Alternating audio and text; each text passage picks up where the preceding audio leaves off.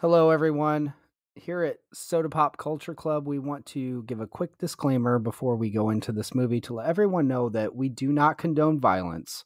We understand there is violence against women in this movie, and the jokes we make in this are just about the absurdity of the movie itself. We do not condone violence against women, men, animals, children, crickets, or Chris Rock. Thank you.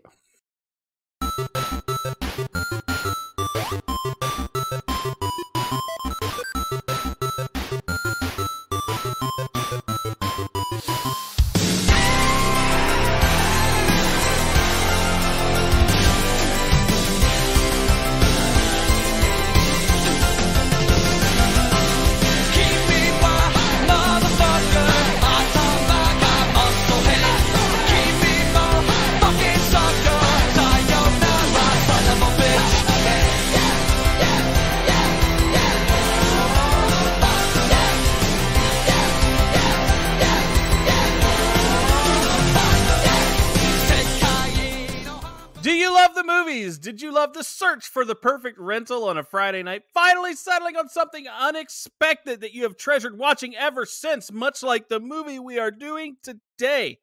Welcome to Mike and Anthony's Soda Pop Culture Club. Me, Mike, along with my co-host, Anthony. I'll turn it up. Turn it up. And my special guest, which is my daughter, and we're going to get her take on it. Hi. I'm not very special guest if I'm appearing on, like, all of them now. Well, this is only your second one. All of them? She's on her second one. All of a sudden, she's been all right. Give a better intro than that. Give us something. You've been, like, bouncing off the walls before we even started this.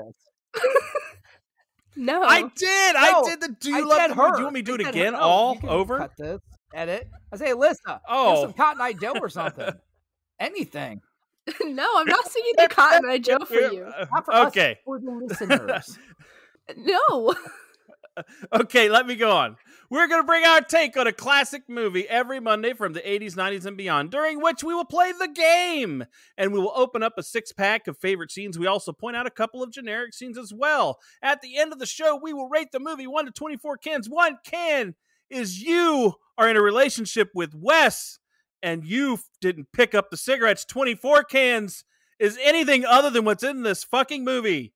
Anyways, But before we get to all that, we want to let you know that we have a website, a magical place, sodapopcultureclub.com, where you can make your own movie suggestions. So if you want to guarantee we do your movie, all you have to do is make a donation of $25 using our Venmo or PayPal. The name is at Soda Pop Culture Club. Don't forget to make sure you say what it is for when you make your donation, because we will just take your money, and that's what we do. We just take the money. Anyways, we also strongly encourage you to email us letting us know why you want us to do the movie you requested. You can email us at mikeandanthony@sodapopcultureclub.com.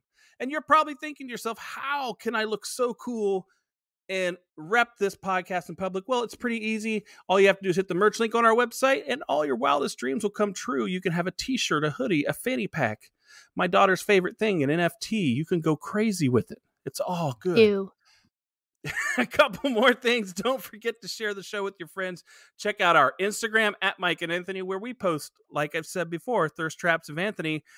And I'm just going to say, they're pretty wicked. They're pretty wicked. We also have a Twitch channel, and like Anthony says, we haven't been doing it much because I'm too busy recording on Tuesday nights, but I will get back to it. I do promise to you. I do want to let you know, go to Apple Podcasts, hit us up for a 5-star review and a comment, because it would be super awesome, and it helps us with the show and growing it.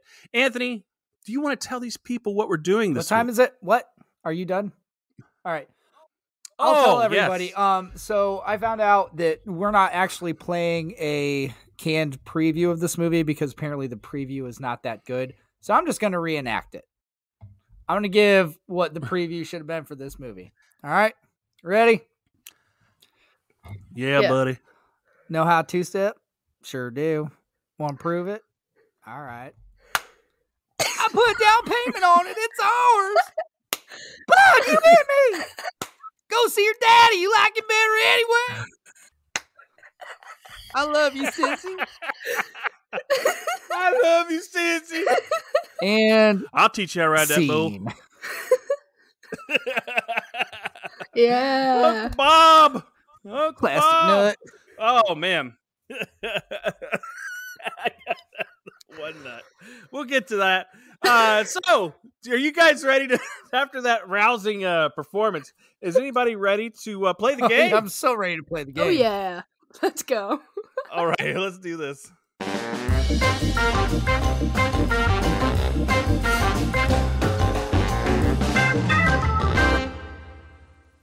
All right, the game. The game is where I have 3 movie reviews. One of them is fake that I made up, and they have to guess which one it is that I made up. You two can play along. Unlike Anthony, I was listening to our Heather's podcast today, just checking it out. And that was the one where we recorded twice, and Anthony likes to be a cheater the second time around. I don't like to be a cheater. I like to get the episode done on one Trigger take. warning. If someone would hit record. Anyways, are you guys ready for me to read you these reviews? So you can guess. Yeah. All right. The first one is Gary Arnold of the Washington Post.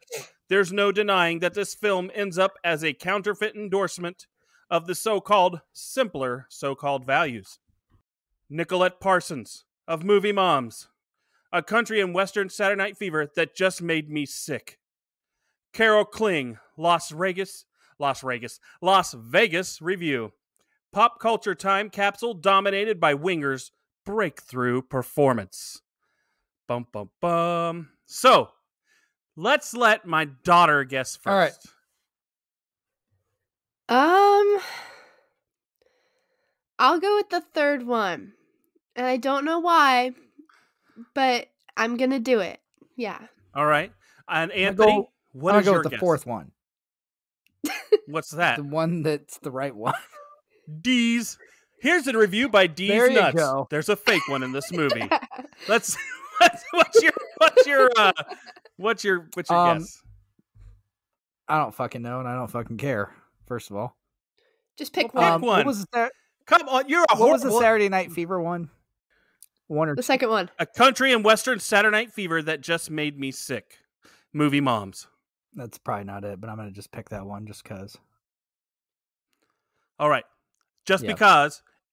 Well, he got it right and you got it wrong. But but here's the thing: Anthony got it right, but not for the reason she should have. Do you know who Nikki Parsons was? Who?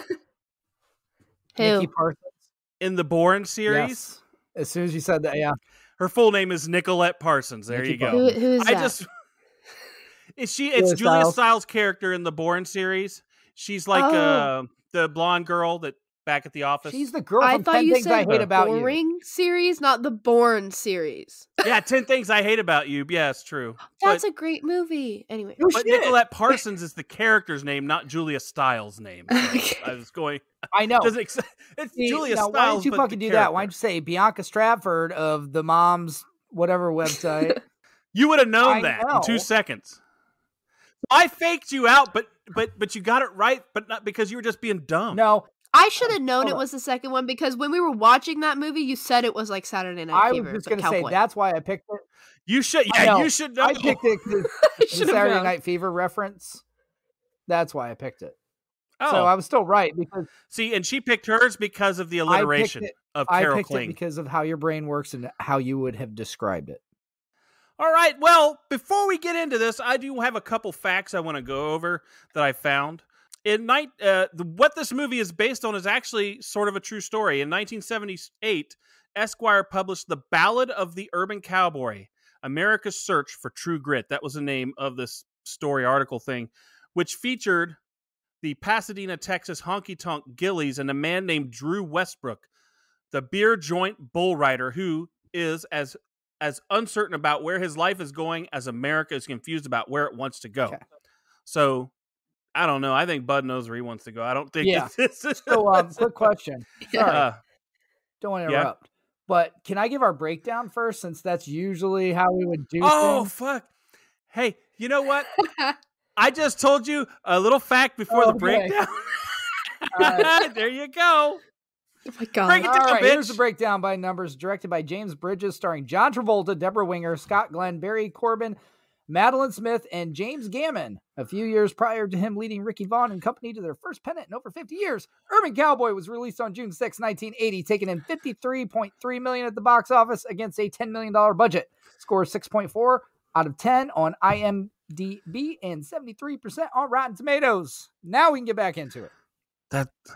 That's so fucking high. Okay. Yeah, why? Well, and you know what you don't know, Alyssa, is that movies from the past, it's harder for them to get into the 90s. Like, so if you get a movie that's in the 70s, that's solidly a good movie from the early 80s. And anything in the 80s and 90s is almost like amazing. That's so more recently, those numbers skew higher. Here's the thing, though. Regardless numbers, it took in over $50 million in 1980. That's a lot of money. Yeah. That's sadly. a lot of 80s bucks. That is a lot of 80s bucks, because I'm sure that's like 200 million today. So that's a lot of money for this movie. Yeah. People like their trashy cowboys. But it wasn't a trashy cowboy. It was a Saturday Night Fever cowboy. That's the thing. And I don't think Deborah Winger wore a brassiere. Also, remember, this is... Oh, my God. Yeah, I know where the money came right from. off the heels of Grease as well. Yeah. Really, yeah. You know my feelings on that movie. Well, we love it. What's your feelings? I do not like that movie. I know that. So we don't want your... Alyssa, so... Tell me more. When Tell we did do that movie, when we did the podcast on that, we did... spend time focusing on how stupid John Travolta's character was and what a fuck up he was. Yeah. We did it justice. So this is the Grease version of cowboy trash. Well, he plays a screw up in Grease, Saturday Night Fever, and this. But I want to get into some facts before we get into this. That's what he does. Travolta was originally contracted to star in American Gigolo, but had reservations because the script was too reminiscent of a movie he had just done called Moment by Moment. That flopped. And this is something he told Texas Monthly. So I asked to get out, and Paramount said I'd have to do 2 movies to replace it. That's when Urban Cowboy came up. So American Gigolo with Richard Gere, I know my daughter hasn't seen it. Have you seen it, Anthony? No, I actually have not seen American Gigolo. Starts off with the great Blondie song, Call Me, excellent movie. Great song. He gets framed for murder. Richard Gere is brilliant in that movie. There's no way Travolta could have played that. Can I say something about Blondie and it's random? What? Deborah Harry? Sure. Man, she didn't have good teeth. Well, that's not. I know. That's not shady. Not everyone's this is perfect. mean, I'm just saying. No, but here's my thing. She had pretty yellow teeth. And it really showed on the videos because they had the up close and with her hair in juxtaposition to it. Like, damn, girl. Like, match the shades. You're a musician, I get it. Man. Get some veneers. Come on, go do that. Back then, they didn't have veneers. She's so in reality, man. Let her be white herself. out on it. They had white out back. That's right. Don't let him treat her like that. I'm not trying to treat her. Go, hey, girl. Guess what? I love Deborah Harry because she was in Tales from the Dark Side, and I'm all good. All right, so I've got another fact I want to go over. Gary Busey, fresh off his Oscar nomination in the Buddy Holly story, revealed in his memoirs that he was offered the lead role of Bud as his next project. After considering it, he turned it down on the advice of his agent to do a movie called Foolin' Around instead, where his payday was to be much higher. He later regretted his decision, wishing he went with his initial intent to pick Urban Cowboy instead. Now, I could see Busey I can see Busey in this as Wes. Yeah, I can see him as both, which is how...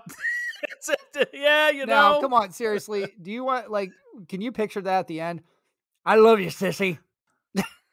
Sissy, I love you. No, I can't. I don't even know who this man is. Go get me 2 meatball sandwiches, Sissy. Sissy! You don't even know what that is. Give me 2. Give me 2. Did I send you the picture? Gary Busey, he's the Keanu Reeves' partner in Point Break. If you've watched it, I don't know. He's the older big guy. Teeth guy. Okay. He was in Celebrity. Okay. What else is he in? One of the celebrity shows too. I can't think. He's been in some things. The problem is, I may not have exposed you enough to him, which is a good thing. Silver Bullet. She's never seen Silver Bullet. What are you talking about? I forgot. All right, are we ready, guys? No.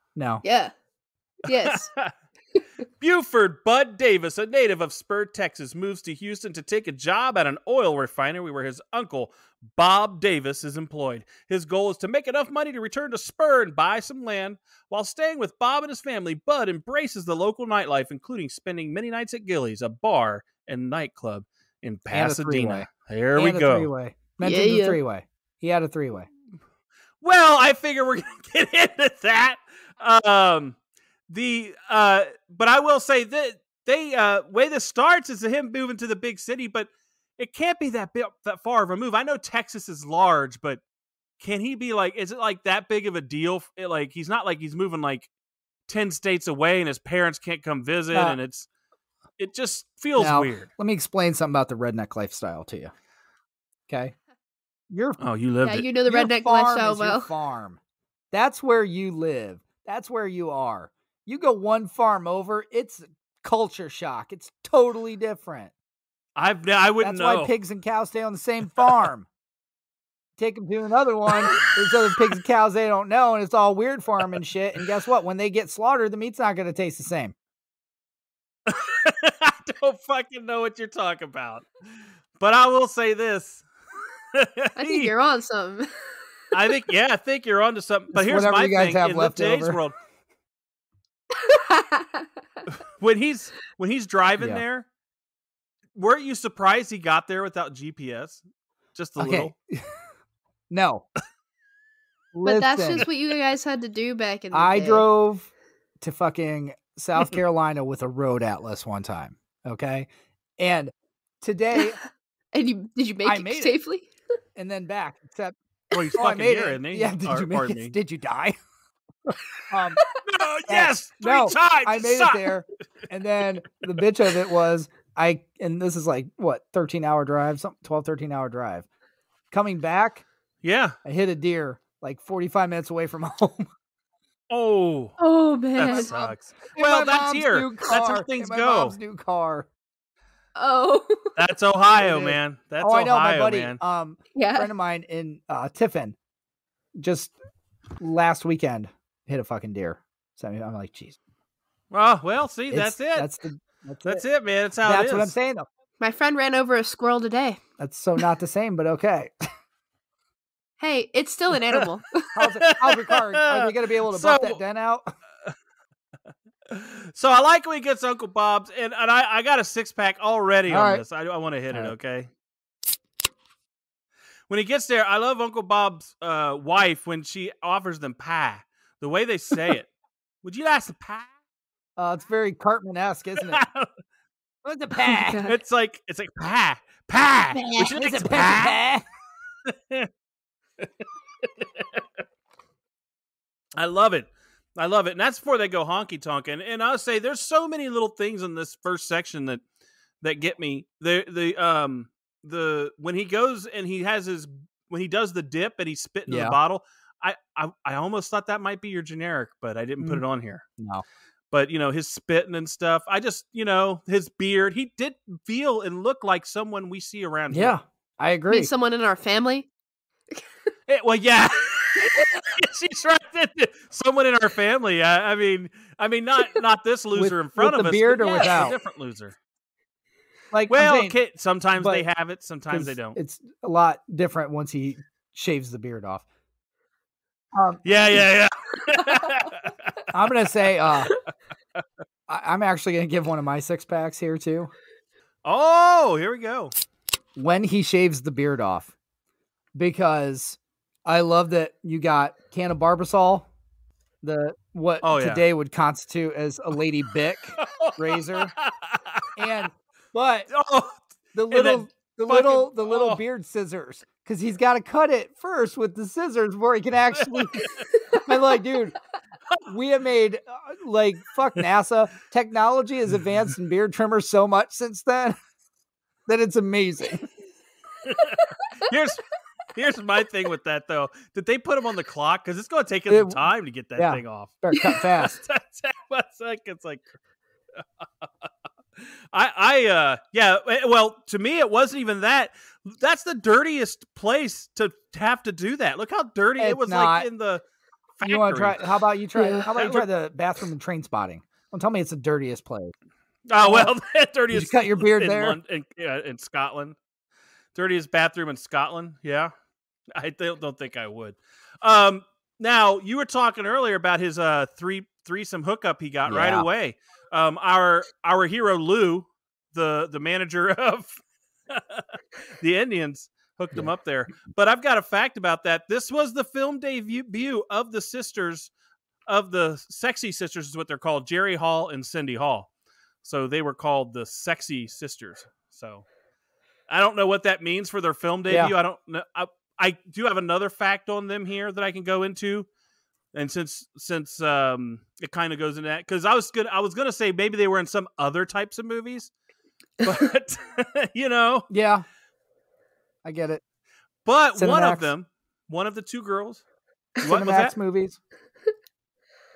That we went into that in Heather's. One of the two girls that Bud is with on his first night in Houston is played by Texas native and then fashion model Jerry Hall, one of the Sexy Sisters.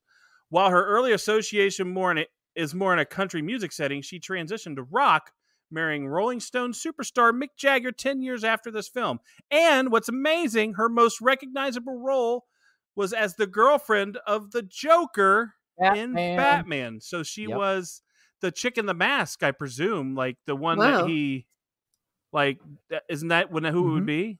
Yeah, it was her. Yeah. Yeah. So this is kind of, maybe this is being superficial, but here you got Bud. Yeah, of course. Bud. All right.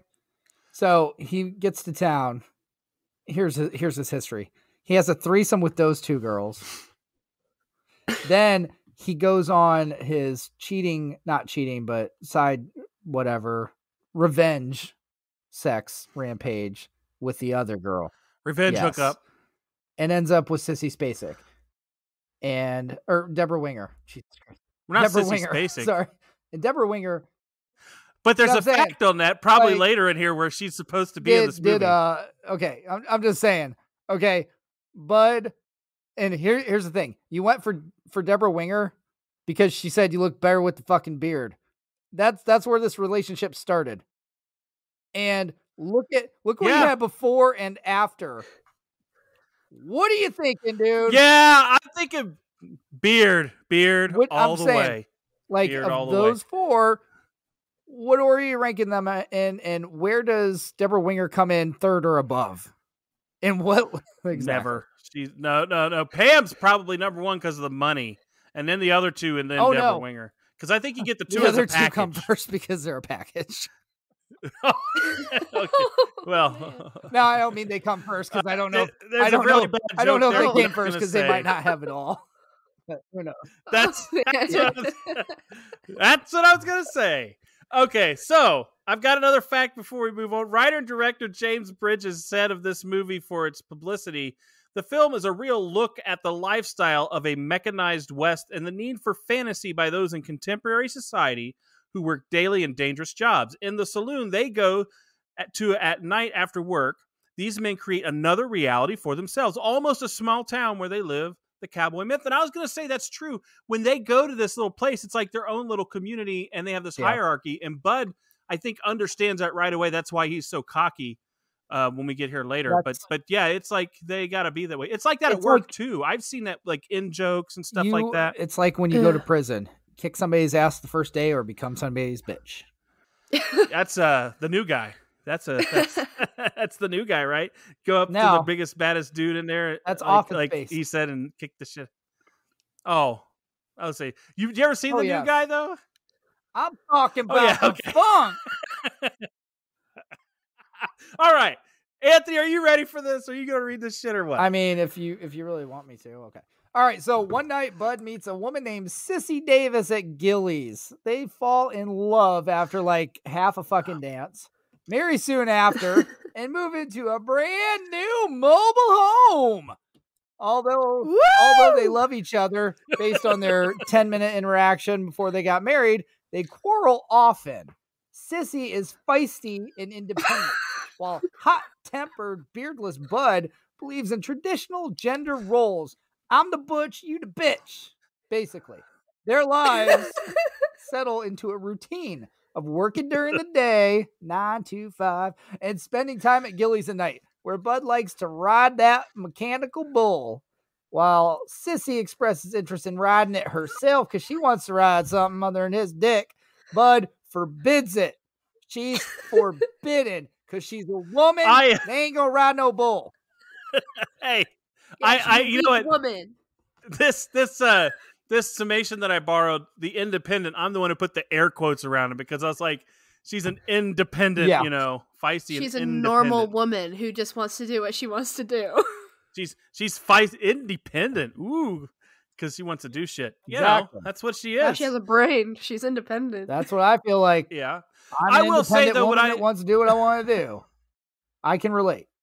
I want to ride a bull. That being said, when you watch this, do you see the Travolta swagger when he goes in there? Like he has that swagger like he did in those other movies. He does carry himself in a way that I'm guessing someone like Sissy would be like, oh, or are you a real cowboy or we're real pickup line? That's his thing in any movie. You can tell by the way he walks. He's a woman's man. No time to talk. He came in. So, what I was gonna say, when I was a kid, I don't know about you, Anthony. I had HBO and stuff, and I saw this fairly early on. I was only 6 when it came out, but I can only think that when I watched this, I saw life as being like that probably at some point. Like the relationship they had. Hitting women? What do you mean? All of it. I'm telling you. So you're an abuser? Like you wanted to hit women or thought that was normal or what? Am I? Do I do that? I mean, you live with me. No, Here's the thing. Hold on. Okay. I will say, and I grew up watching it. This is one of those movies that my parents watched all the fucking time. I saw it many, many times. So, and I liked it. And it's what I didn't view life like that because I wasn't a hillbilly. But if somewhere else that is life, that is a life, and you see that because you're a kid. Listen, I gotta say, but my dad was a hillbilly. My dad's family were hardcore dirt trash hillbillies. I hated going there for holidays. Okay, this was them. Listen, they lived in that trailer and went to that bar. Hey, Anthony. This is the juxtaposition I've got here. I've got my mom's family who was all Catholic. Well, then they like a bunch of brother and sisters turned to Jehovah's Witness, and that's a whole different thing. But uptight. No, Catholic, just fucking having babies. I meant like that. All right. Yeah. Catholic kind of, you know what I mean? And then I got the other side as redneck fucking outlaws as you can get. You got the in-laws and the outlaws. Probably make a moonshine. In-laws and the outlaws. Yeah, in the hills making that shiner. They might have actually, and I know that. Listen, they cooked beans with lard. The way it's supposed to be done, and that was just like, man, what the hell kind of life is? What kind of world is this? Like, I don't even understand. So I get that. Like, I don't want to say I didn't think that's how life was. I just knew that that's a way life was for people. That's a world for people because I've seen both fucking ends of it.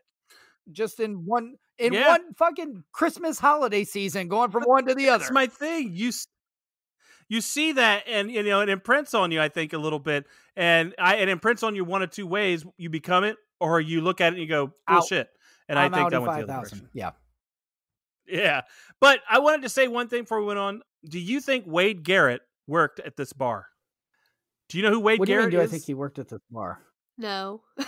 Do you think Wade Garrett, in his lore of his history of being the most legendary bouncer of all time, do you think he worked at Gilley's? Oh, God. That's like, okay, this is multiverse stuff we're doing. I like it. Multiverse bullshit. Because this is his kind of bar, man. This is it. So I think it's either he either worked there or he frequented it before he became a bouncer. It's one or the other. There you go. But here's what I'm going to do. I'm going to give you a connection here you didn't know you were going to get today before we go on and we have a little bit more of a talk about something. Urban Cowboys dance scenes are legendary in no small part due to their choreography. The woman responsible for those moves was Patsy Swayze, a.k.a. the mom of actor Patrick Wow. Swayze. In fact, Urban Cowboy was the Wow. first film that Patsy, who also founded and led the Houston Jazz Ballet Company and was a dance teacher at the University of Houston, according to her 2013 obituary, ever choreographed. Later, she was choreographed. She was the choreographer on Big Top Pee-wee and Hope Floats, which I like, Hope Floats anyways. I like Pee-wee. But Pat, that's your connection to Patrick Swayze. Like I So said, then, the multiverse again, then is yes, Wade Garrett bounced at that bar for sure. real. Just throwing it out there, man. That makes it all. Now I believe. Now I'm a believer. Now I want to talk about the first time we see John Travolta smack At the Sissy. diner. And I'm going to get my daughter's reaction to this. But what happens is he starts tickling her. She pinches him to stop, and his reaction is to smack her. And then, all of a sudden she runs out, all that stuff, tells him to go to hell. Jump in a puddle. But then what's really weird about this whole thing, in my opinion, is then when he, starts to drive off, but he comes back and then he goes to get her, they start playing comedy country music after this abusive, strange situation. I'm like, what the fuck is going on here? And I was going to say, people long for the good old days, right? And is this the good old days some people long for? It is. It's all I always ask for. Yeah. Have you ever been on the internet? Yeah. Is this the incel community? Is that what you're always talking about? Yes, this is yes. This is here's the funny thing about this. Because I actually was just having not about this movie, but this thought about how when you see people posting all the time and shit about respect for elders, and I used to get my ass beat. Like people always like talking about that, and I know how to be respectful. I get it, so I get like the point they're trying to make when they're talking about like people, younger people, what have you, just being complete assholes. But I'm like, so many people that I see throwing that stuff out are assholes themselves. It's like, you don't realize you're a fucking prick. So the hell, you're a dick. Don't fucking tell me about how that helped you, because it didn't, because you're a fucking turd. So, Alyssa, when you watched this and saw how, and this is a very mainstream movie, was number one, when you saw that happening in this movie and it not be played off as the serious part of the movie, as the actual thing, it was just a piece of it, not even meant to be the thing that you go, oh my God. It never was, yeah. How did you feel about that? Yikes. Yikes, straight You're a person of many words. I get it. You have the thoughts. What else am I supposed to say? You see it and you're like, oh, wow. What would you do if this happened to you? If in public you had a significant other and they smacked you? I'd immediately get rid of them. That's really red flag. You want to marry them or agree to in the truck right afterwards? You mean you wouldn't let them come pick you up and carry you away? Like, you won't get married? No, Okay. I can't fix them. You can't fix stupid. Yeah, you can't. No, absolutely not. Yeah, it was. So here's what's really funny though, and I it's so weird, like how we are today, because you watch that, and I grew up watching that fucking movie. I've watched that movie like 20 plus times, easy. Yeah, and easy. I've watched it again. When you're a kid, you're watching it, like you don't realize that's really, really fucking bad. I mean, I've watched it twice this year, right, kid? I think I've watched it twice so far. You know what? Yeah. I got to say something with this, though, because it is a little interesting, I guess, when I really think back to the age I was when I watched it a bunch of times, because my parents watch it and stuff. I think part of it is, depending on what age you watch it too, you don't associate it the same way, because the age I watched it at, this is when I would fucking hit my sister and we'd smack each other. You know what I mean?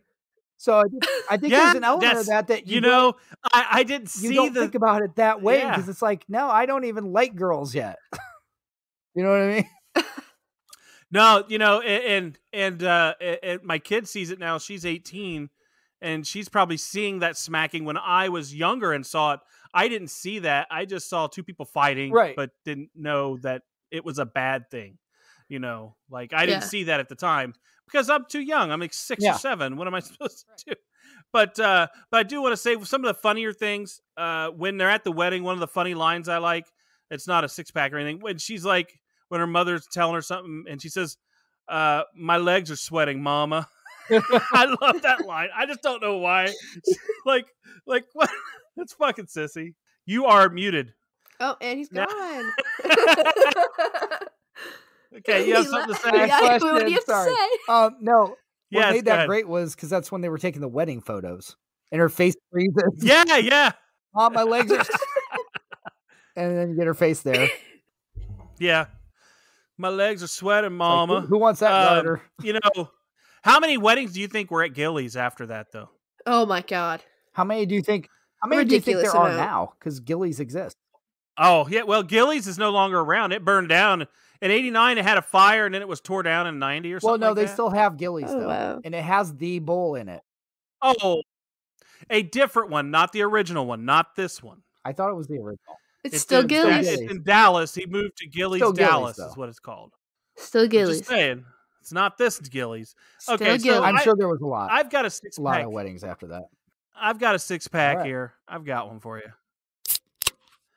And this is the thing, and Anthony already said something about it, but the pure joy they felt at getting that new trailer. I don't know if I've ever been that excited about anything I have ever gotten in my life. Like I saw them in this movie, and I wish I had whatever that is that they get from seeing that trailer. It's just a trailer. I put a down payment on it. It's ours. Like that is fucking classic. That means it's not yours, you dumb motherfucker. I put it on my credit card. It's ours. We're gonna be in debt. Woo! Oh, God. Oh, really, yeah. That's funny, though, because that really is like the American dream right there. You don't have to be able to afford it. Just get it. Just get it. Just get it. I got it. Just get it. And then, worry about that later. Yeah. Yeah, claim bankruptcy. Don't pay it. Right. Keep it. That's how it Don't works, dream man. it. Be it. It's the American dream. So, I don't know, kid, are you fascinated by the mechanical bull? Because I was, when I was a kid, I saw that and I thought that would be cool to ride back when I was a kid. Well, I think mechanical bulls are cool. I think I I've have ridden one before. Where have you ridden a bull at? 4-H camp, and then my friends rode it at the state fair. Holy snapdragons! I've never gotten to do that. It's kind of fun. I will tell you, I'll have to find the picture. I have a picture of me riding a mechanical bull with a Hey Dude t-shirt on. Now that is as good as it gets. You are epic. You are epic. Kicking up some dust at the barn on that day. All right. I've got a couple facts before we move on to the next section. Travolta took his urban cowboy role very, very seriously, he told Texas Monthly in a 2015 article. Right away, I went to Texas to rub elbows with cowboys, real and urban, and it was a revelation. I was used to New York and LA where people looked over each other's shoulders at parties for someone more interesting to talk to, he recalled. These Texans just wanted to have beer, a whiskey, and a fantastic time. So that's one fact. So that's probably true. They just didn't give a shit. That's what it is. And after spending a month there, Travolta returned to his California ranch where he practiced at home on his own personal mechanical bull and dance floor. He also drove around listening to a tape of the script set in a Texas accent so he could get the nuances down pat. So he's a little method, isn't he? Yeah. He does put effort in. Doesn't seem like he does, but if you're going to get yourself your own mechanical bull, then you're method. That's method. Hey, if I had his money, I'd probably had one at that age. I mean, back then I wanted one. Let's put it that way. I wanted a Sissy and a mechanical bull, probably. God damn it! I never even thought about this. Yeah, but no one looks that good riding a mechanical bull. Oh, okay. I would like to go back to my picture of me in my Hey Dude t-shirt first of all before we actually make any judgments on that. Don't make that judgment. Yeah, don't rush. Okay. Yeah. Don't make that judgment. But you know what's funny? Now that we're house hunting right now, I want to find a house with a fucking mechanical bull. Screw the double oven shit. No. Oh, put that on the list. You find me a house with a mechanical bull and a urinal, I'm there. And a urinal. That's it. I'm still partial. Yes. I still want a house with a urinal. All right. I really do. You're weird. Okay. Recently paroled convict Wes Hightower lands a job at Gilley's operating the mechanical bull. When he flirtatiously tips his hat at Sissy, a drunken Bud becomes enraged and gets into a fist fight with him. Sissy, along with her friend Jessie, spend time during the day at Gilley's, where Wes teaches Sissy how to ride the mechanical bull. One night at Gilley's, wanting to impress Bud, Sissy rides the bull, but Bud becomes angry that she defied him. When Bud falls off during his second ride, Wes intentionally swings the bull around hard, breaking Bud's arm. At home, Bud and Sissy debate over her riding the bull again. When she insists that she will, Bud slaps her and throws her out of the mobile home, as you do. Soon after, Bud sees Sissy at Gilley's. She refuses to speak to him, so Bud retaliates by dancing with a beautiful girl named Pam, the daughter of a rich oilman. He leaves with Pam, making sure that Sissy sees them in order to make her jealous. The next morning, she moves in with Wes, who lives in a rundown trailer behind Gilley's. Go see your daddy. You like it better There we anyway. Yeah. Hey. Six pack. That's so bad. All right, here we go. Wes's fucking shirt. That's like, awesome. That should be in the Smithsonian to me. I would tell you right. It reminds me of that guy in Commando's shirt. Oh yeah, but it was a tank top in Commando. But Yeah, I will say, Yeah. the Saving Silverman that we did. This is another one of those I know the movie. memorabilia, like how they had the Oh, if I you had want Wes's Wes's shirt, I shirt? would have it in a case like that. So And kid, if it you would- could get you'll push it. a you'll- souvenir, Oh what yes. would you What's get your perfect? I don't know. from this movie? From this movie, I want the bottle. Like the bottle with the Oh, worm. the tequila bottle. Oh, That's a good one. Just the bottle, or do you That's want a the good one. worm? Because he ate the worm. Right? I want both. I want the Well, worm he in the regurgitated bottle. at this point because he actually ate it. well, No, I want you to picture this though. Saving Silverman, when they have it and they push the button and it turns on and starts playing music. I want Wes's shirt Yeah. and you push the button and it starts playing "Looking for Love" in all the wrong places and it spins around. looking for love in all the wrong That's what I want. places. I want the belt buckle, probably. Is what I want. But I want to give you the fact, since you brought up the bottle. The scene where Wes, Scott Glenn, the actor, chews up and swallows the worm after drinking the bottle of tequila was not scripted, but a joke done for the dailies, but they kept it in. So it was meant to be a Nice. joke. Oh, it was hey. meant to be a joke. Real quick, make a note Stick of to this. it. And we need to start doing this for every single episode. What piece Okay. of memorabilia would you want from that movie? Oh, we've done but this every time. No, we almost. haven't. We've done it sometimes. How about this? Remember how I told you you can Yeah. make a list of shit you want to do? Make a fucking list. Don't make me make a list. Make your damn list. You want me to have made the list, is what you're saying. Yes. That's trademarked, by the way, by me. But yes. Okay, I'm gonna make my list starts right now. Hit record is on the list. Skip the line media. Trademark. Made the list. So while he makes that list, this relationship obviously is doomed if you're going out bar hopping every night. That's my opinion. I think that nothing ever good comes from that. But what I want to know is when Sissy sees Wes, she uses her one pickup line. You're a real cowboy, ain't you? I mean, she has that Yep. one pickup fucking line. I mean, Well, wait a second. what would your Her pickup line be? Pickup line for- first Go ahead. with him was, "Are you a real cowboy?" She changed it. Well, but her thing is asking if you're a real But- cowboy. Like But that's her. I don't pickup think that line. was a pickup line at that point because she was still with Bud. She asked Bud the same No, damn thing when she saw she him the said- first time. He said that depends on what No, you think. What you think No, a it's real different. cowboy She is. said to Bud, "Are you a real cowboy?" To Wes, she said, "You're a real cowboy, ain't you?" And that was more of a statement. Implying that Bud isn't a real cowboy. Yeah. I get that, but I think in both of them she's asking a question, but differently. It wasn't a pickup line to Wes at that time. At that time. Yeah, well, whatever, man. I'm saying.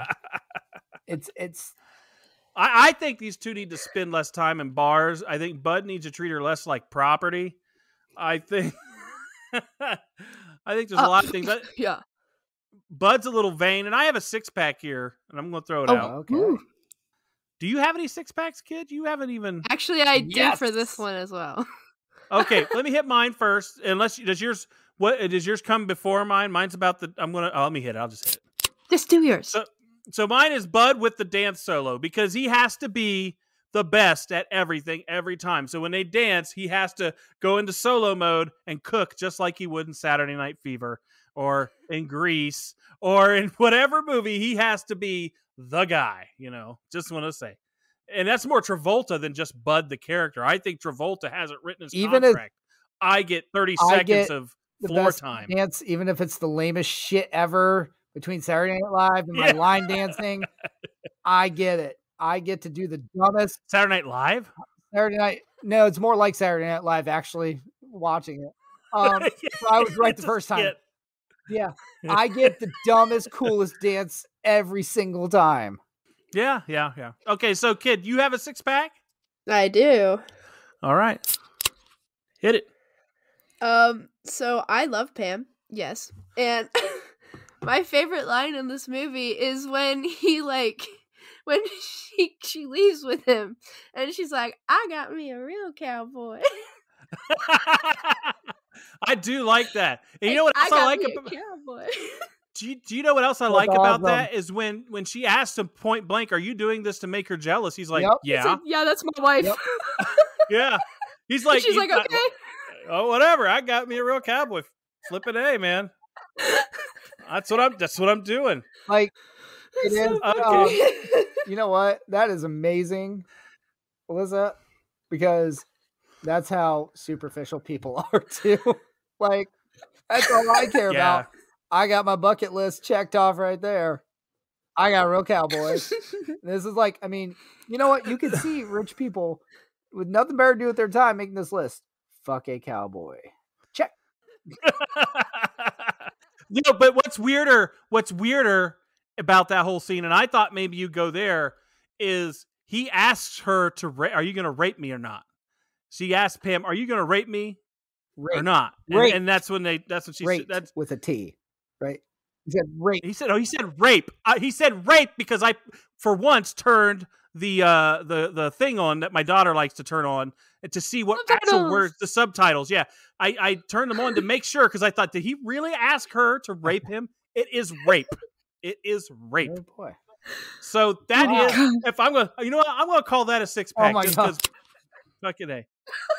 Ask someone to rape you. Well, I mean, I guess he's at least at one point, he's not smacking this one around. He's getting raped by it. But I want to go back up a little bit here.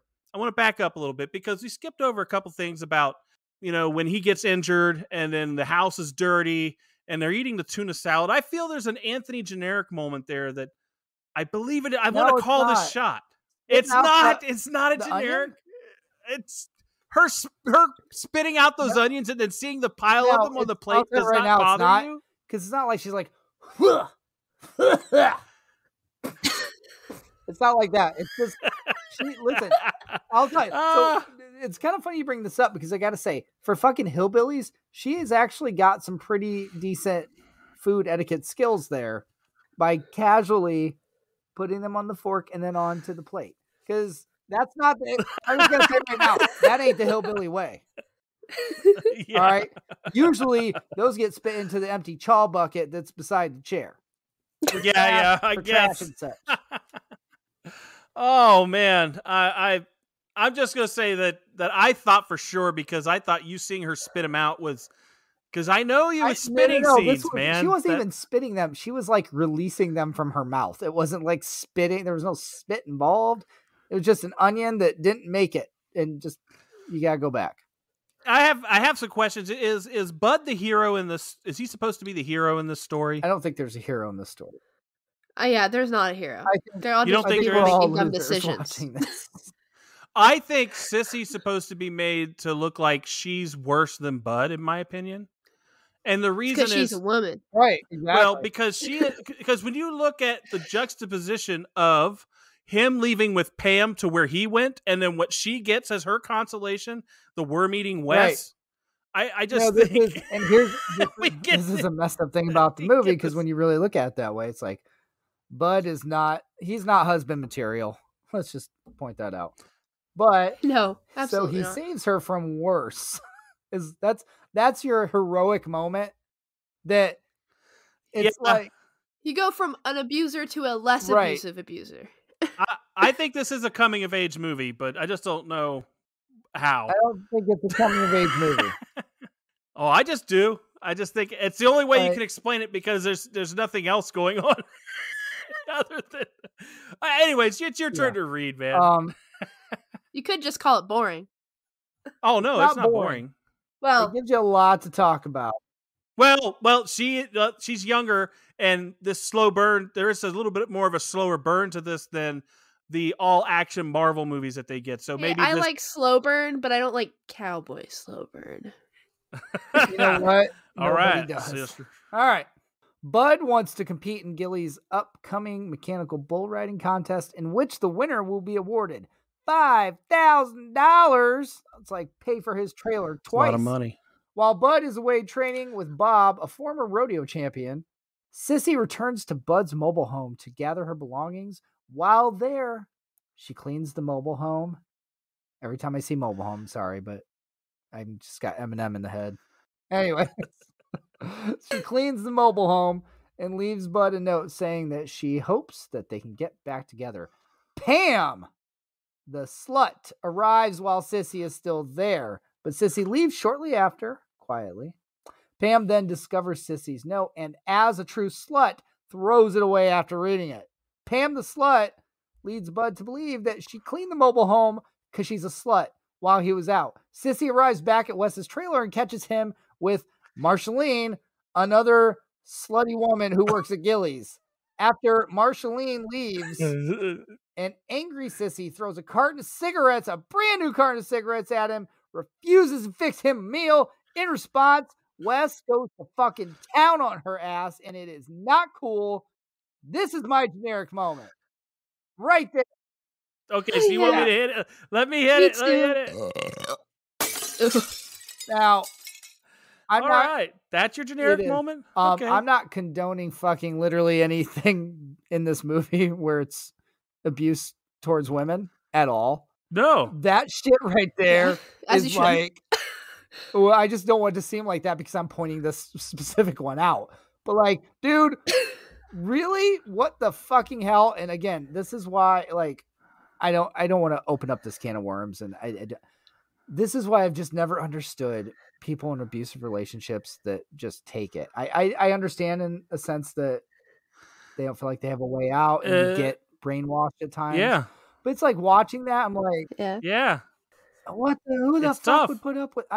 No, this isn't even tough. It's like he's next con. You could put fucking rat poison in his fucking eggs and be done with it, and nobody's gonna check. Yeah, well, they did it. Yeah. They fantasized about it in 9 to 5. Nobody, you know? it's like nobody is investigating this. If that happens, Yeah. Yeah, you did the world a favor. I agree. But what I do love is earlier in this, there's this world where people get invited over for pie.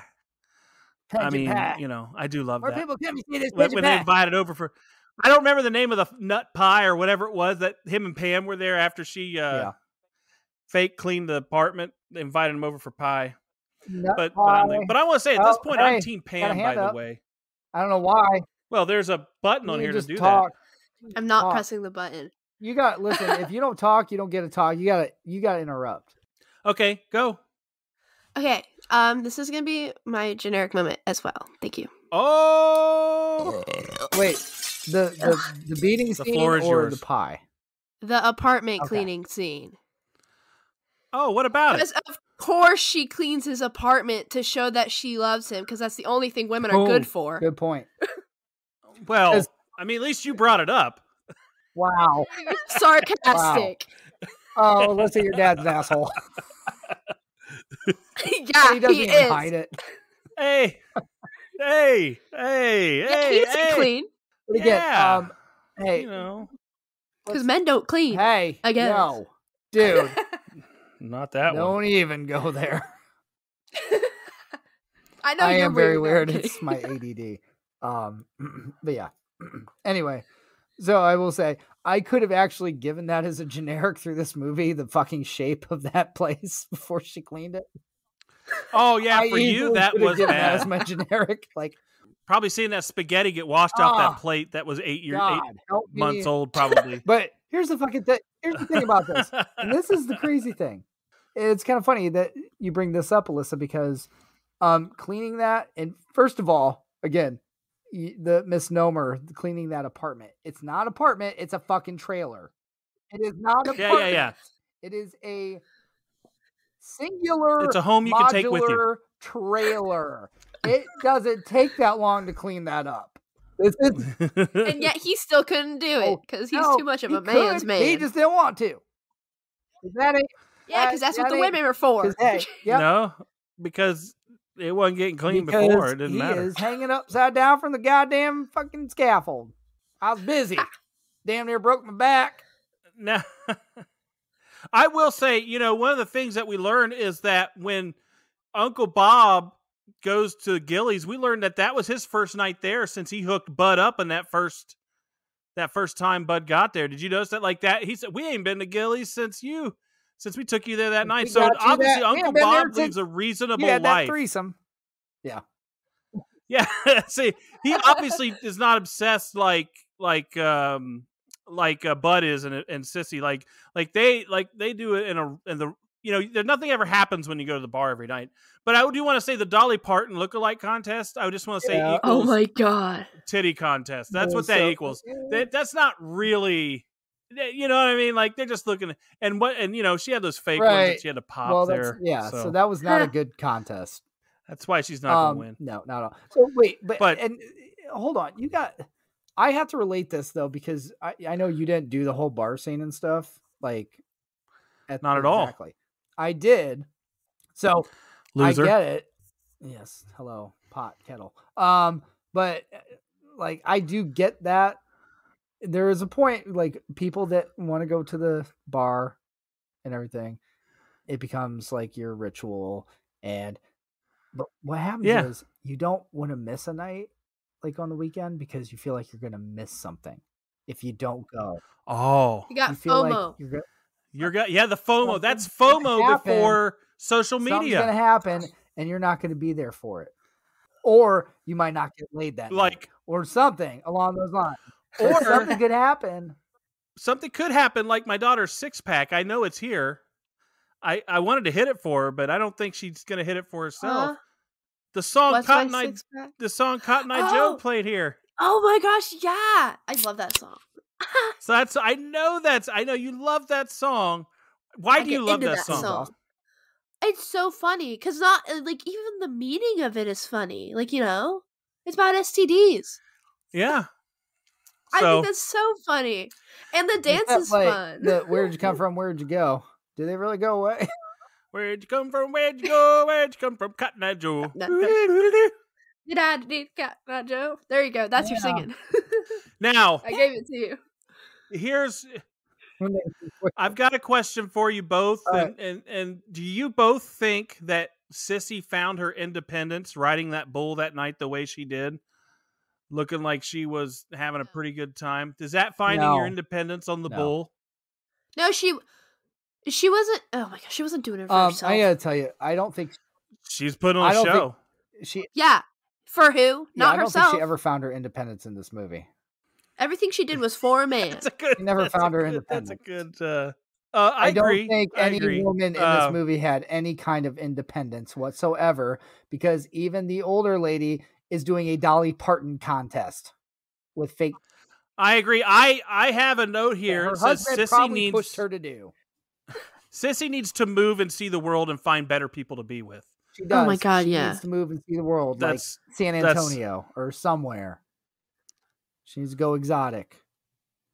Yeah, she needs to get out because she's in an abusive spiral. It doesn't matter which relationship she's in; she's going to be abused. Well, so it does. But at this point, she's probably got Cotton Eye Joe because she's been with Bud and Wes. So she's a walking germ farm. Oh gosh. And still has not worn a bra in this movie. Maybe at her wedding. I don't think. Just saying. That's the detail you pay attention to. Wear a bra with a wedding dress. A lot of times. I don't know. I've never wore one. Depending on the wedding dress, I'm assuming like you could. Maybe if there's stuff built in. Because a lot of wedding dresses aren't they kind of like corset? Maybe you have a bodice. Is that what it's called? A bodice? Yes, that's called the bodice. Yes. The part where your boobs go. Yes. Boobus. Yeah. See, I know my couture. Good job. All right. But I don't think So she wore a bra with her wedding dress either. I'm just going to say that. Good Yeah, for she her. wasn't wearing no stockings. Yeah, good for her. Women's lib. That's what this movie's about. She didn't wear a bra with her wedding dress. Yeah. Women's lib. Free the Obviously. nips. Free the nips. That's Okay. a thing. I That's know a it thing. is. Hey, I'm not against the movement. Trust me. I'm not against it. I don't know a guy who's against Here's the that whole movement. thing. Oh my Walden, god, of course. Unless he's She is, self-loathing. she is like basically a beat down, battered woman, and they won't even let her wear a bra in the movie. She's got to show nipples. All right, I'm going to go on to... They have to get With viewers nipples. somehow. We're going to transition from nipples to the next section. Bob urges Bud to make up with Sissy, citing how his own formerly bad behavior nearly ended his marriage. Shortly after Bob is killed in an accidental explosion at the refinery, Sissy attends the funeral and tells Bud that Wes was fired from Gilley's and is unable to find another job. She says that she and Wes plan to go to Mexico after Wes wins the $5,000 award money at the mechanical bull riding contest that night. This is like, Boom. all right, this is good stuff right here. $5,000 Yes, is not thank enough to go to you. Mexico. Like, Well, we don't in we can 1980. start a new life. We got $5,000. Well, he only Yeah, needs enough to not get to the enough. next robbery. For him, it's enough to get to the Here's next what robbery. I would right? need to know is I need to know how much that trailer cost Bud, how much the down payment was, because then I can at least start to formulate some cost Gauge how comparisons much here. 5,000. And know that Yeah. I have no You know, clue. I did not well, look no, up no, that and- research and how it's- much a I'm single I'm bedroom saying trailer like that's was. what I want to know, because then that would at least help me understand, is $5,000 enough to run away with somebody that's probably going to get arrested before you even get to Mexico? I think a single bedroom trailer back then probably had to be less than 10,000. I had to be less than 10,000, depending on your options and how long it is. His was 50 feet, 50 foot is what he said. So with one bedroom. So, I mean, it could be.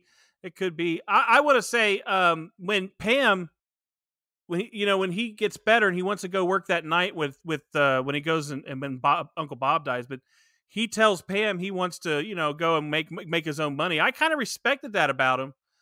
But I also feel that he should have embraced the keptness that she was trying to sell him. Like, he could have been a kept man that still worked, but, she could take care of all the expensive things, because she's rich. Like, I don't understand. Like, I'm Team Pam all the way in this. Like, I really am. He's a cowboy. He's Kid Rock. Cowboy, baby. I'm a cowboy. Still I want to be a cowboy, baby. Yeah. Do you think when Bob warns Bud, warning Bud that pride is a 7 deadly, was that a foreshadowing moment? Did he? Oh yeah. Was that foreshadowing his own death when he said that? Yeah, because it really did feel. I gotta throw this in though. Kid has a thing. Yeah. Kid has a thing. I looked it up. In 1990, the average mobile home cost $27,000. That's in 1990. What about 1980? I couldn't find that. Okay, information is scarce. Half. I bet say half. So yeah, but you're talking. That means 2 to 3 bedroom ones down to the single. So that would be on the lower end of that. You're talking spectrum. about fancy shit that probably had an awning. Yeah, the ones in specify. 1990 were much more fancy than the 1980 ones. I can So tell you that. I lived in a 1980 trailer. The thing about Bud with Pam, as far as him like being a cat man and all that, I don't think that would have worked because he didn't have a reason to hit Pam. So there was nothing there for him.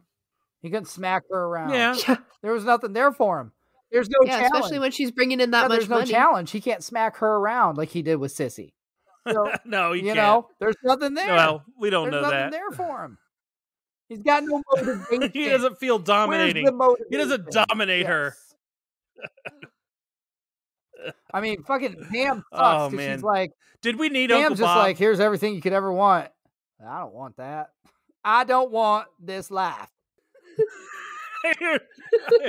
Here's your wildest dreams come true. Well, fuck you. I don't want those to come true. So, do you think we needed an Uncle Bob?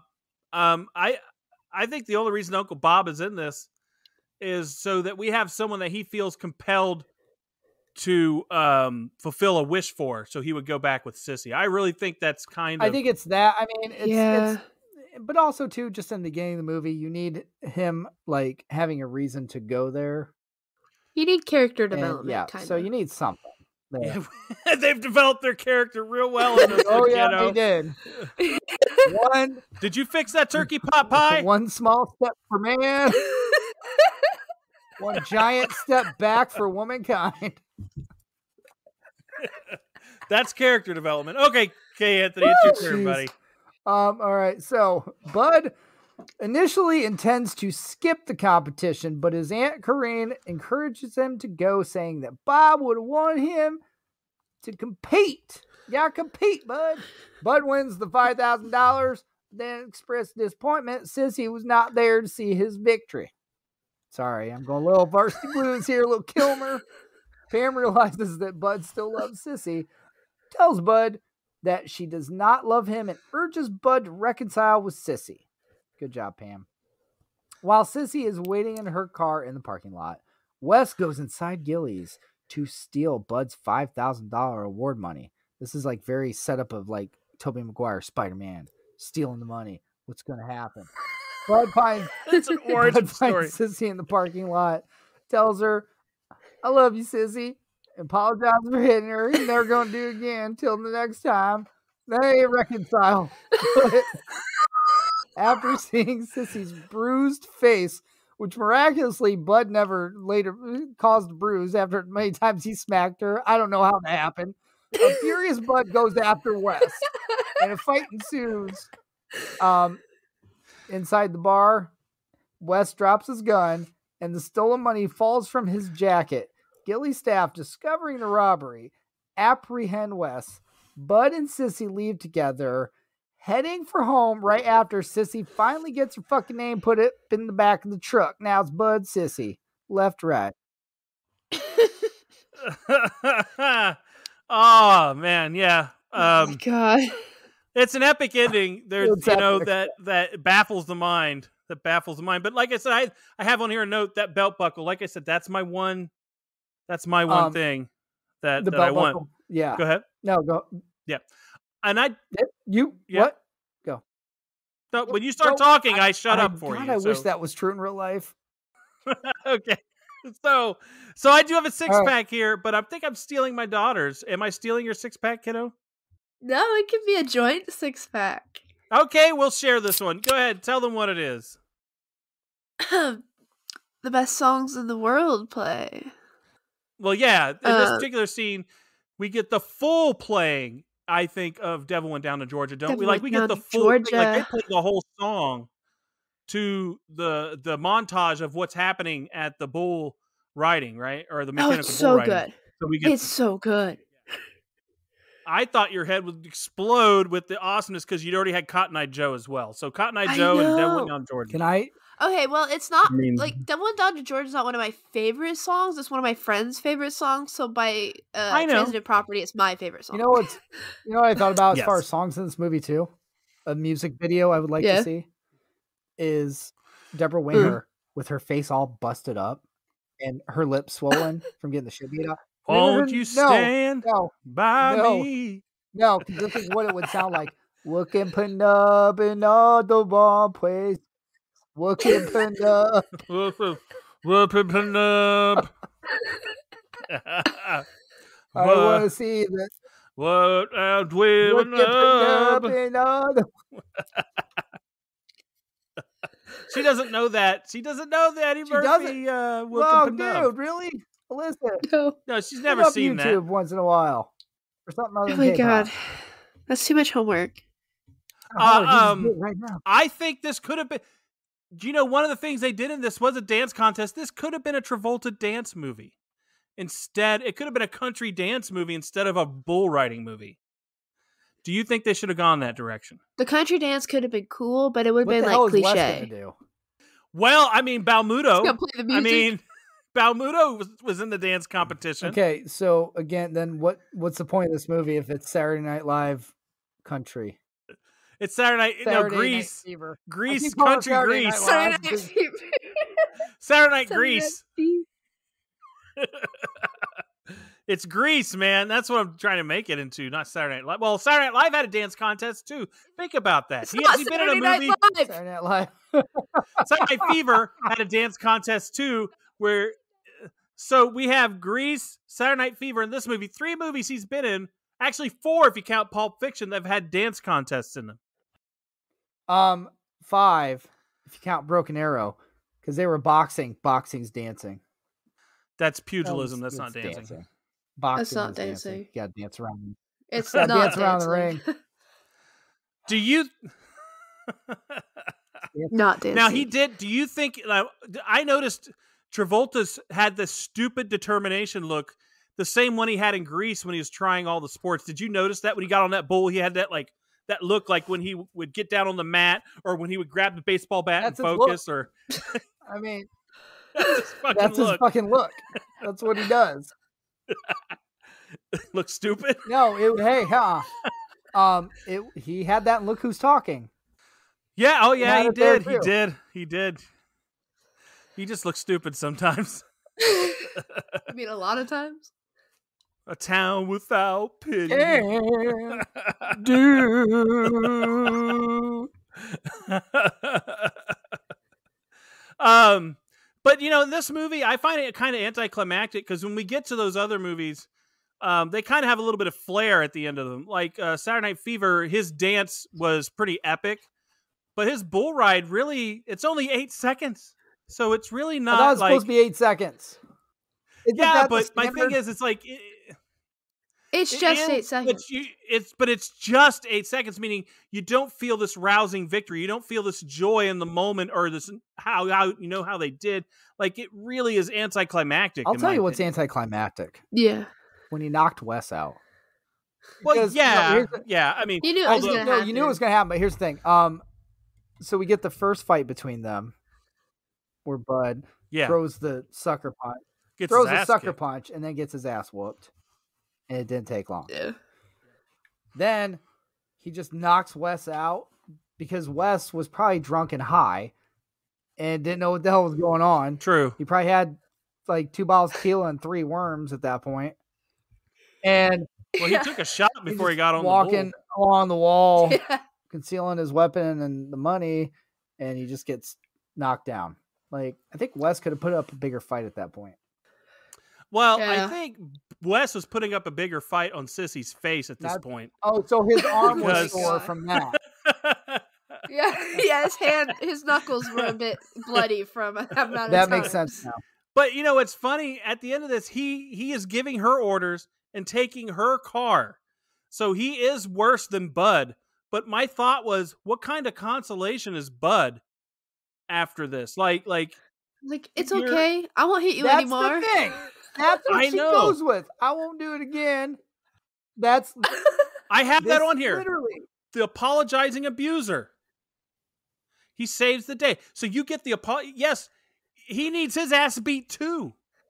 Yeah, he needs his other arm broken. Oh. You need to leave him too. I say turn the mechanical bull loose on everybody. Yeah. Break all their bones. So I have. That's the only. Earlier in the movie, the only hero in this movie is the fucking mechanical bull. Yeah. It got to ride Sissy, or Sissy got to ride it, I guess. Oh my god. And it got to throw all the dudes off. So there you go. Now here's why this is a coming of age movie. There is growth in this movie because at the end, Bud turns down 2 free beers and puts Sissy's plate back up in the truck. Oh my god. That's why this is a they decide not. And they decide not to stay at Gilley's, which means I think in the future they're going to spend less time there more in their relationship. I think that's the growth. That's the growth? Sure. Maybe for a night. He still hits her, he wants to go home because he doesn't want to have to talk to the cops. True. I'm going to give my generic, though, speaking on this. Right. Okay, I got to give it. All right. And my generic is that this movie has not aged well. When I watched it then, I probably thought that Travolta was a more loving person and was way better than Wes, even with their abuse. Like when I saw that, I probably thought at the end he was the hero. No, I agree. and he wasn't as much Because of an you see how abuser. bad Wes is. And I feel that. Yes. But now I see that once he beat Wes's ass, someone should have turned around and socked him in the jaw and said, treat her better. Or just don't be with her, one of the other. I feel Don't bad hit about women. that. Yeah, don't hit women. Unless they hit you first. And then, Wow, dude. Unless they're picking a fight. Wow. Hey, I've always said that if someone comes up to you and just jacks you in the jaw, I mean, what are you supposed to do? Just take it and go, oh, you're a woman. I can't hit you. Equality. If you can dish it, better be willing to take it. Oh my gosh! Shut up! I hate you. All right. Hey, I hope you know what you sound like right that now. Right there. I'm just messing dude, with you. No, that right there. That's my final 6-pack. My reaction. Alyssa's. That's my final 6-pack. I hate you. I hope you know what you sound like. Do you have a 6-pack? Do you have a 6-pack? I'd already given 2, and I think you guys covered plenty of them. That's my final 6-pack. Okay. I've got a couple things I've got to say here. There's some facts. Product placements and promotional tie-ins included Stetson hats, Budweiser beer, Coors Ale, and Lone Star beer. So you saw Lone Star. I know he asked for Lone Star by name. And I know did he carry a box of Budweiser? I don't remember. According to the Houston Chronicle, John Travolta had a private corner at the legendary local Mexican restaurant, Ninfa's. I don't even know what the hell that is, or Ninfa's. Maybe. Perhaps that's one reason Travolta said in a 2050 documentary on the movie that Urban Cowboy was probably my favorite film experience to do as an actor, which makes you wonder. He says that knowing how he abused a character in the movie. You got to think, wow.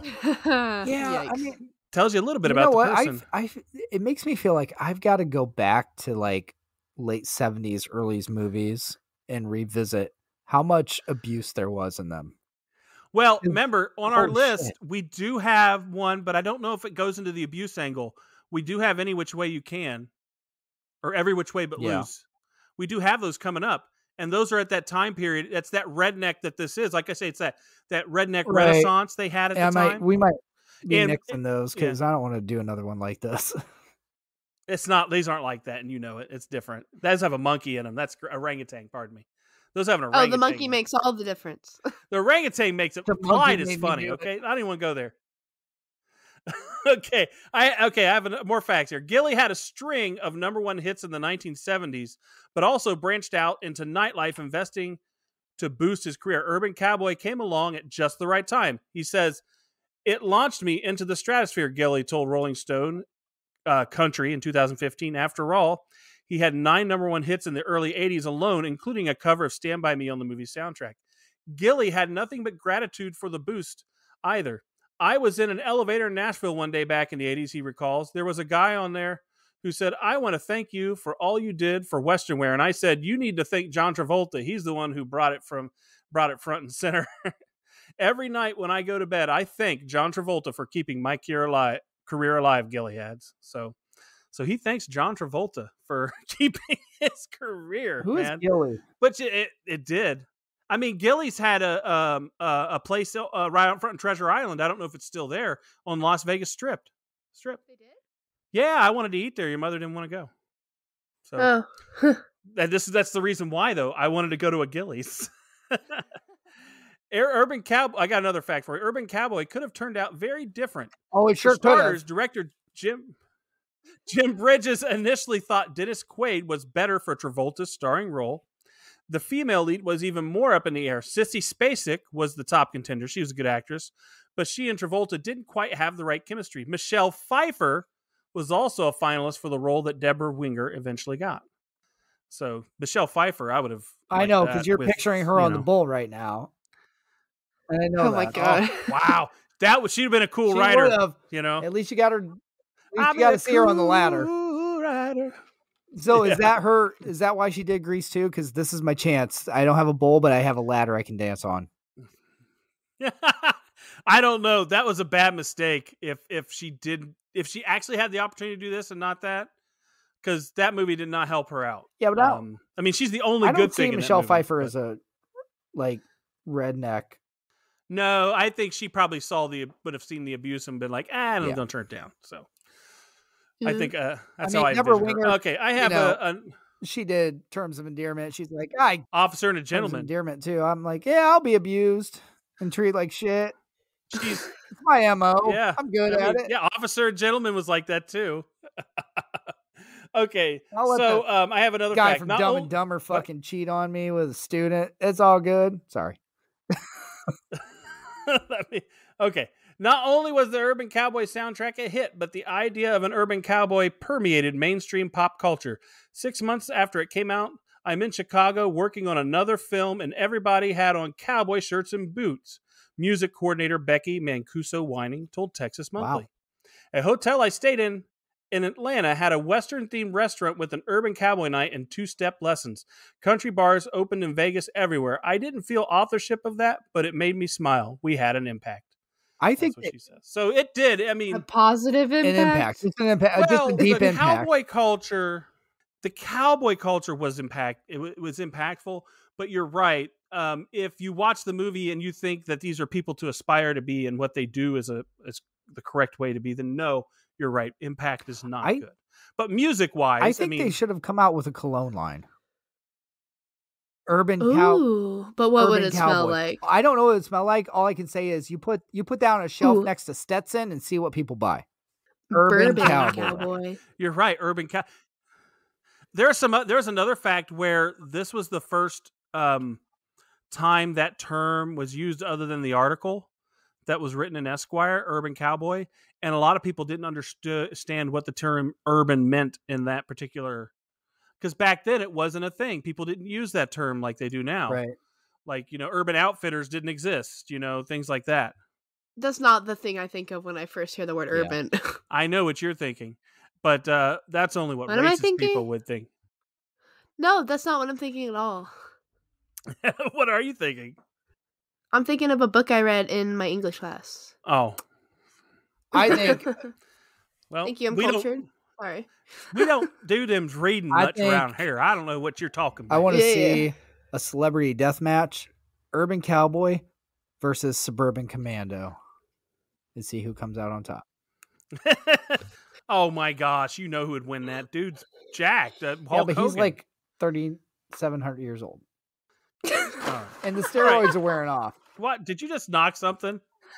No, my arm hit something. You did just knock something. I didn't knock it down. I just hit it. Just knock something? All right. Are we ready to rate this up, guys? Are you all ready with your ratings? I don't know. Maybe. I'll go. I know I could give it somewhere between 1 and 24.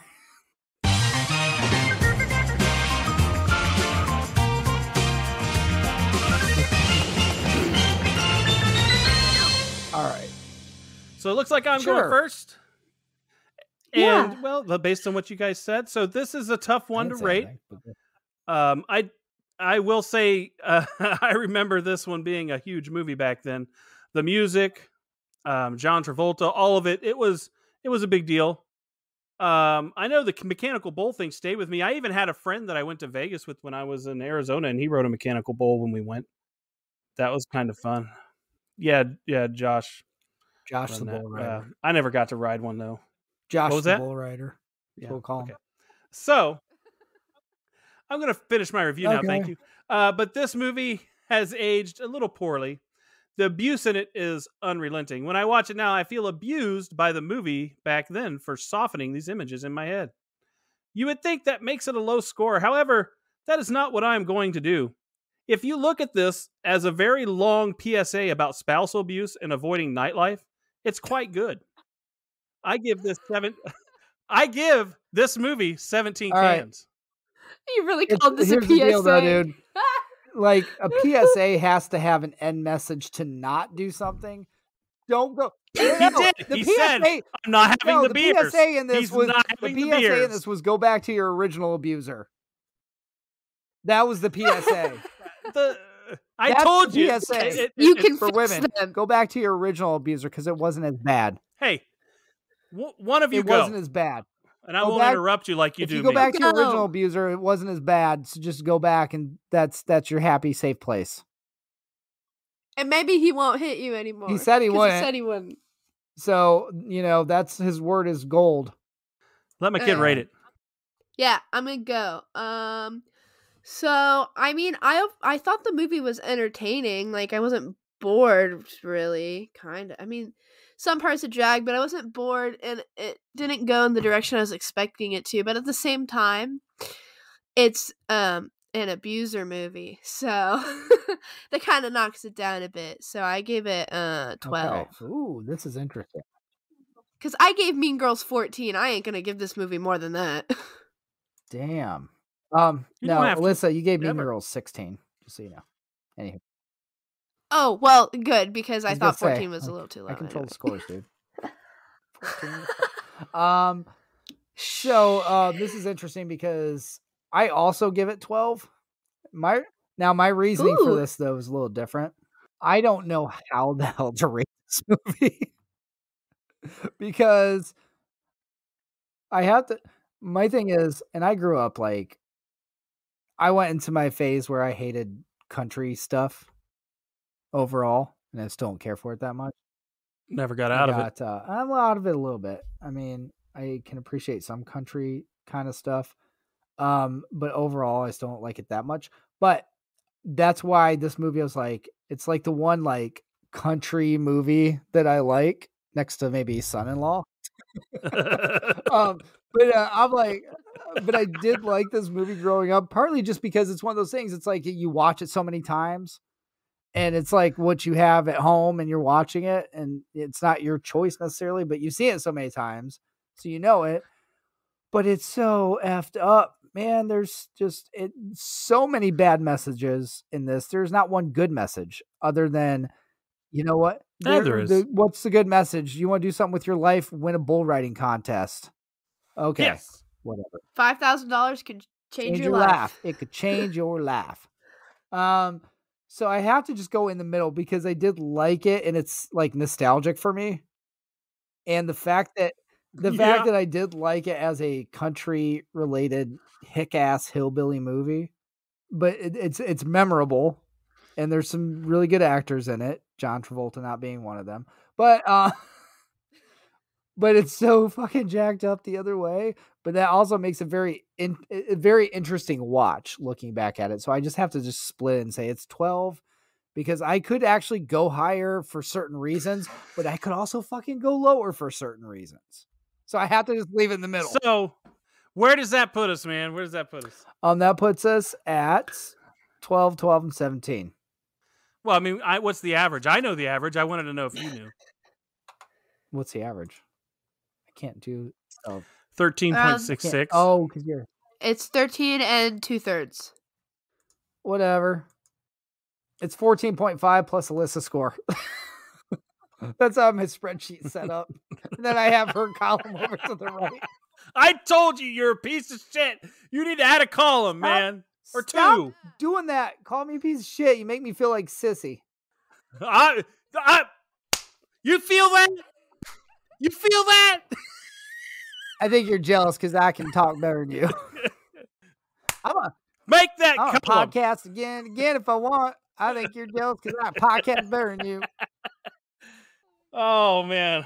All right. Are we, where does that put it with the 13.6? What's that put it near in our list? 13.6. Pretty in Pink was 13.5. Ooh, it's better than Pretty in Pink. I'm not saying it's better. I'm just saying that's where it's at. Hocus Pocus 13.5 because you're an asshole. It's better than Hocus Pocus. No, it's not. Yes. Hocus Pocus is a good movie. You want to know something? Listen, you know what your dad rated Hocus Pocus? 4.5. What did he rate it? Do you know why it's 13.5? Because I gave it 22.5. Because he cheated and went the other I way. didn't cheat. I gave it the rating it deserved, you dipshit. Man, I wish you were Sissy right now. I swear to God. Yeah, me Shut too. Up, Anthony. Be quiet. F9 is 13. I can't believe F9 is F9 should be better than this. No, it shouldn't. F9 should be better than this. No, it really shouldn't. F9 was not that good. No, it was good. It was entertaining. Hackers is 13.5. Yeah, well, this is in the right company. What's right above it? Do you Sweet Home Alabama is 13.375. Because it is worse. She's a bigger villain than fucking John Travolta in this movie. I have beef with Sweet Home Alabama, and you know it, Dad. You know Twilight's 13.5. Yes. Oh, I love Twilight. It's so bad. Yeah, well, that's why it's 13.5. It's No, but it's just bad in a good way. Slightly above average because it's bad in a good way. Yes. Okay, are we ready, guys, to move on? To be done, yes. I guess. Is that moving on? We would like to thank you. Yes, we would like to thank you for listening. Remember, you can go to sodapopcultureclub.com for all things related to the show, including your chance to make movie suggestions. And our episode schedule is there as well. We are also on Instagram, Facebook, Twitter, and we have a Twitch channel. Now, we want to give you a little tease as to what next week's movie may be. See if you can guess what it is. I think your breath stinks.